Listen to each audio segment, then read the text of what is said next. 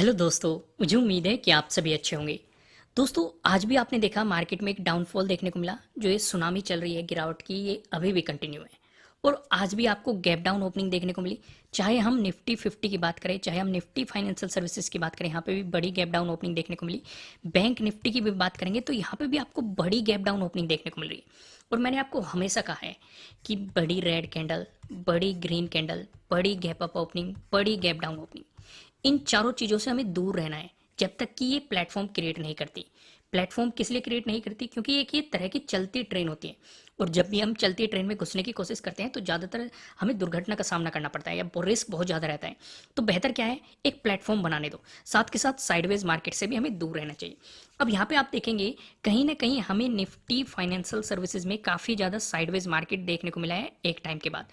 वहीं पे अगर आप बैंक निफ्टी की बात करेंगे, बैंक निफ्टी में भी आपको कहीं ना कहीं साइडवेज मार्केट देखने को मिला, लेकिन पहले आपको अपॉर्चुनिटीज़ मिली है, इसका भी हम डिस्कशन करेंगे।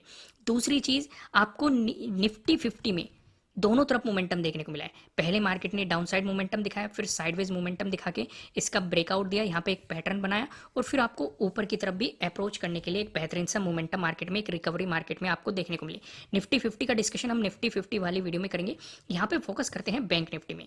अब यहाँ पे बैंक निफ्टी में भी ने भी एक लेवल की बहुत ज़्यादा रेस्पेक्ट किया। मैं आपको अभी 5 मिनट के टाइम फ्रेम पे दिखाता हूँ। जो हमारा 44,000 का लेवल था, बैंक निफ्टी ने इसकी बहुत ज़्यादा रेस्पेक्ट की है। अगर आप इस सिनेरियो पे फोकस करेंगे, पहले मार्केट यहाँ पे रेजिस्टेंस की थ्रेट करता रहा, ब्रेकआउट देने की कोशिश करता रहा और यहीं पे आपके लिए एक अपॉर्चुनिटी क्रिएट हुई। हालांकि आपके लिए एक अपॉर्चुनिटी यहाँ पे भी बनी है जब मार्केट ने अपने ट्रेडिंग डे लो का ब्रेकडाउन दिया था और एक रिट्रेसमेंट मार्केट ने यहाँ पे बनाया था। यहाँ पे भी आपको मार्केट ने अपॉर्चुनिटी दी, फिर वापस आया 44,000 लेवल की फिर से रेस्पेक्ट की और यहाँ पे मार्केट ने डबल टॉप भी बनाने की कोशिश की और फिर से आपको एक गिरावट मार्केट ने दिखाई है।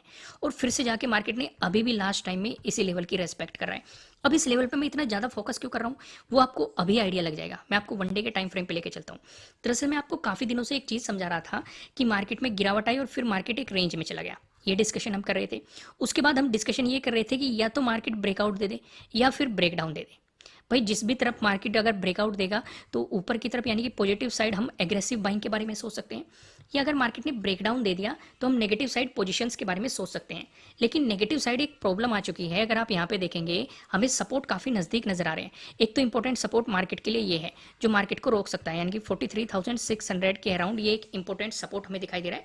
अगर मार्केट इसका ब्रेकडाउन देके प्राइस नीचे सस्टेन कर गया तो आपको मार्केट में और भी ज़्यादा बड़ी गिरावट मार्केट में देखने को मिल सकती है। लेकिन अगर हम इस लेवल पे फोकस करेंगे, अगर आप इस सिनेरियो पे देखेंगे, मार्केट पहले भी कई बार आ चुका है, सपोर्ट लेके वापस जा चुका है। अगर आप यहाँ पे देखेंगे जब मार्केट में ये गिरावट आई थी, मार्केट ने इसी जोन पे सपोर्ट लेके आपको एक बेहतरीन सा मोमेंटम दिखाया था, अपने ऑल टाइम हाई को भी मार्केट ने टच किया था।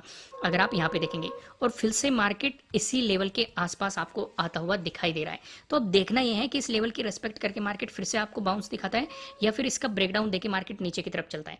अगर मार्केट इसका ब्रेकडाउन देके नीचे की तरफ चलता है तो आपको मार्केट में और भी ज़्यादा गिरावट देखने को मिल सकती है। हालांकि हम इस चीज़ को थोड़ा सा समझने की कोशिश करेंगे। अब यहाँ पे एक चीज़ और समझो। अगर आप बात करेंगे निफ्टी 50 की, मैं आपको एक झलक दिखा देता हूँ। निफ्टी 50 में काफ़ी बेहतरीन मार्केट में गिरावट आई और फिर एक हमें रिकवरी की फेज देखने को मिलेगी। अगर आप वनडे के टाइम फ्रेम पे देखेंगे आपको काइंड ऑफ इस तरह की कैंडल वहाँ पे दिखाई देगी, यानी कि काफ़ी बेहतरीन रिकवरी दिखाई दे रही है।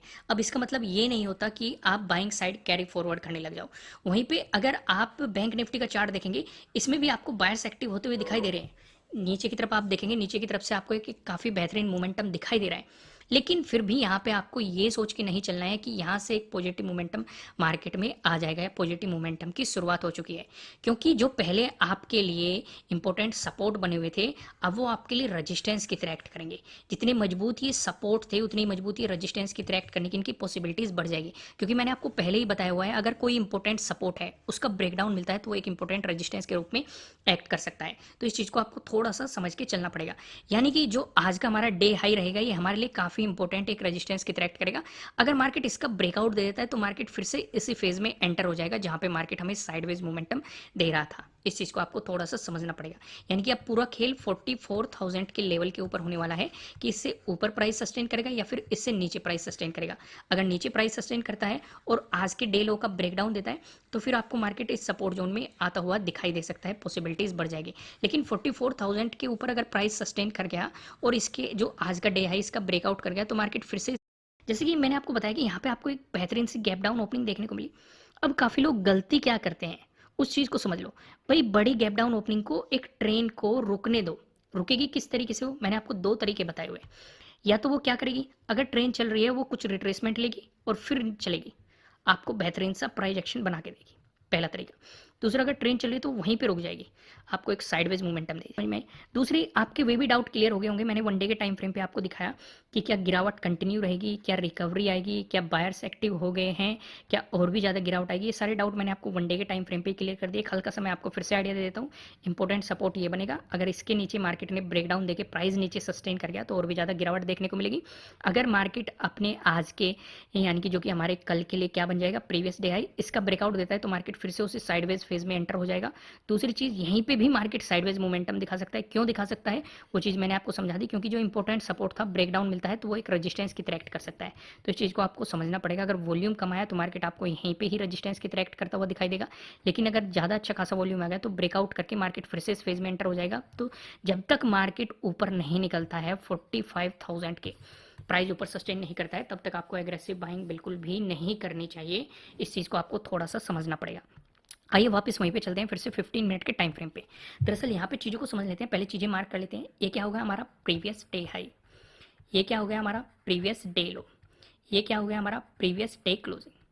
अगर मार्केट फ्लैट ओपन होकर आपको पॉजिटिव मोमेंटम दिखाता है, दोस्तों आगे का डिस्कशन करने से पहले मैं आपको बता दूं, आपके लिए किसी भी तरह का ना तो कोई बाय रिकमेंडेशन है, ना ही कोई सेलिंग रिकमेंडेशन है।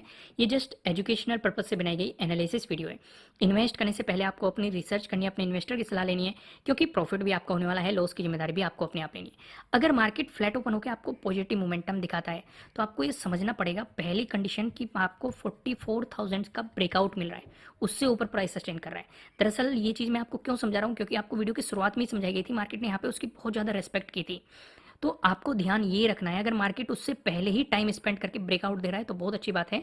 हमारे लिए जो अगला रेजिस्टेंस बन जाएगा प्रीवियस डे हाई बन जाएगा, और अगर आपको प्रीवियस डे हाई का ब्रेकआउट मिल गया तो मार्केट इस गैप को फिल करने की कोशिश कर सकता है जो मार्केट ने आज आपको गैप डाउन ओपनिंग दी है। अगर आप नहीं जानते प्रीवियस डे हाई के ब्रेकआउट का सेटअप क्या है, आइए अब यहाँ पे समझने की कोशिश करते हैं। तो मैंने क्या कहा, पहली कंडीशन हमारी क्या रहेगी, 44,000 का ब्रेकआउट। और ज़्यादा बेहतर क्या है, अगर मार्केट पहले ही 44,000 से नीचे टाइम स्पेंड करके ब्रेकआउट दे तो और ज़्यादा बेहतर रहेगा, यानी कि मार्केट खुलते ही थोड़ा सा साइडवेज हो जाए और फिर ब्रेकआउट दे दे। दूसरी चीज़, प्रीवियस डे क्लोजिंग प्लस ये वाला जो स्विंग बना हुआ है, इसका भी हमें ब्रेकआउट चाहिए, तभी ऊपर की तरफ मार्केट में हम कुछ मोमेंटम देख सकते हैं। यहाँ तक समझ में आ गया। वहीं पे अगर मार्केट फ्लैट ओपन होकर आपको नेगेटिव मोमेंटम दिखा रहा है, इस चीज़ पे आप क्या ध्यान रखेंगे, इस चीज़ पे आपको ध्यान ये रखना है कि जब तक प्रीवियस लो का ब्रेकडाउन न मिल जाए, नेगेटिव साइड पोजीशन बनाने के बारे में गलती से भी मत सोच लेना, क्योंकि मार्केट ट्रैप कर सकता है। इस चीज़ को आपको समझना पड़ेगा। लेकिन अगर प्रीवियस डे क्लोजिंग से नीचे चलना शुरू होता है तो प्रीवियस डे लो तक आप एक स्कैल्पिंग जरूर मार सकते हैं, स्कैल्पिंग के बारे में सोच सकते हैं अगर कोई सेटअप बनता है तो। लेकिन अगर आप लॉन्ग पोजीशन के बारे में सोच रहे हैं तो आपको प्रीवियस डे लो का ब्रेकडाउन चाहिएगा ही चाहिएगा। अगर प्रीवियस डे लो का आपको ब्रेकडाउन मिल जाता है तो आपको ये समझना पड़ेगा कि मार्केट इस पे अभी भी रेजिस्टेंस की तरह एक्ट कर रहा है 44,000 पे, यानी कि उसी के आसपास हमारे क्लोजिंग मिली हुई है, मार्केट वहाँ पे रेजिस्टेंस की तरह एक्ट करके नीचे आ चुका है। तो इसका मतलब गिरावट अभी भी कंटिन्यू हो सकती है, मार्केट में जो सुनामी चल रही है वो आगे भी कंटिन्यू रह सकती है। इस चीज़ का आपको थोड़ा सा समझना पड़ेगा। नीचे की तरफ मैंने आपको बताया कौन सी इंपॉर्टेंट चीज़ रहेगी, कौन सा इंपॉर्टेंट सपोर्ट लेवल आना है, क्योंकि एग्रेसिव सेलिंग भी नहीं करनी। मैं आपको फिर से दिखाऊंगा, क्योंकि काफ़ी लोग यहीं पे गलती कर देते हैं कि वन डे के टाइम फ्रेम पे हमने क्या समझा था, नीचे इंपॉर्टेंट सपोर्ट ये है।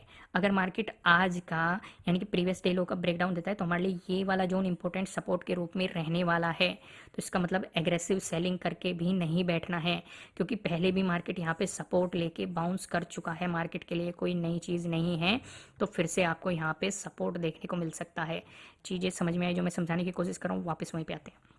अगर मार्केट आपको गैप अप ओपनिंग देता है, इस सिनेरियो पे क्या करेंगे, इस सिनेरियो पे हमारे लिए पहली कंडीशन क्या थी, 44,000 से ऊपर प्राइस सस्टेन करना चाहिए। तो इसका मतलब मार्केट इससे तो ऊपर चला गया, 44,000 से ऊपर चला गया अगर गैप अप ओपनिंग दी। तो इस सिनेरियो पे हम क्या करेंगे, हम ये देखेंगे कि प्रीवियस डे हाई से कितनी दूर या कितनी नज़दीक आपको गैप अप ओपनिंग मिल रही है। अगर इसी के आसपास आपको गैप अप ओपनिंग मिल रही है, मार्केट ब्रेकआउट देता है, प्राइस सस्टेन करता है, तो प्रोबेबिलिटी हो सकती है कि मार्केट इस गैप को फिल करे। ठीक है। दूसरा, अगर यहीं से रिवर्सल ले लेता है तो मार्केट कहीं ना कहीं से टेस्ट करने आ रहा है, तो इसे टेस्ट करने आ रहा है तो आपको यहाँ से नेगेटिव साइड अपॉर्चुनिटीज मिल सकती है। प्रीवियस डे लो आपका सपोर्ट रहेगा, लेकिन एग्रेसिव सेलिंग और ज़्यादा क्वांटिटी के साथ सेलिंग मत करना, क्योंकि मार्केट के लिए यहाँ पे एक राउंड लेवल भी है। दूसरा, क्या पता इसे रिटेस्ट करके मार्केट मोमेंटम दे दे, इस चीज़ को आपको थोड़ा सा समझना पड़ेगा। दूसरा, अगर मार्केट वापस आता है और इसका ब्रेकडाउन दे देता है तो फिर आपके लिए सपोर्ट बन जाएगा प्रीवियस डे लो। यहाँ तक चीज़ें क्लियर होगी। वहीं पे अगर मार्केट आपको गैप डाउन ओपनिंग दे देता है, इस सिनेरियो पे क्या करेंगे, इस सिनेरियो पे हम पूरा फोकस करेंगे प्रीवियस डे लो पे। जैसे कि मैंने आपको बताया था, अगर फ्लैट ओपन हुआ, मार्केट में नेगेटिव मोमेंटम हुआ, तो एग्रेसिव सेलिंग जब तक मत करना जब तक प्रीवियस डे लो का ब्रेकडाउन नहीं मिल जाता। ठीक वैसे ही आपको इस अगर गैप डाउन मिलती है तो इसी के आसपास देखना है।